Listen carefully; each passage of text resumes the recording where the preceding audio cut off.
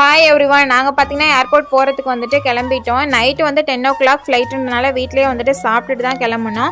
Hand luggage மட்டும்தான், என் luggage வந்து already போட்டாச்சு. என்னோட நெய்பர்ஸ் பார்த்தீங்க அப்படின்னா எனக்கு வந்துட்டு ஒரு நல்ல ஒரு ஓன் சிஸ்டர் மாதிரி நல்லாவே வந்துட்டு கேரிங்காக இருந்தாங்க. ஊரில் இருக்க மாதிரி தான் எனக்கு ஒரு ஃபீல் இருந்துச்சு. என்னை நல்லாவும் பார்த்துக்கிட்டாங்க. நான் கன்சீவாக இருக்க அந்த டைம் ஃபைனலி அவங்களுக்கு ஒரு பாய் சொல்லிட்டு நாங்கள் வந்துட்டு கிளம்பி ஏர்போர்ட்டுக்கு வந்தாச்சு. ஊருக்கு போகிறோன்ற வருத்தம் வந்துட்டு 1 வீக்ல இருந்தே வந்து எனக்கு ஸ்டார்ட் ஆயிருச்சு. இன்னும் 3 days தான் இருக்குது, 2 days தான் இருக்கு அப்படின்னு சொல்லிட்டு நாட்களை வந்துட்டு கவுண்ட் பண்ண ஸ்டார்ட் பண்ணிட்டேன். நான் அதுவே எனக்கு ரொம்ப பெரிய கஷ்டமா இருந்துச்சு.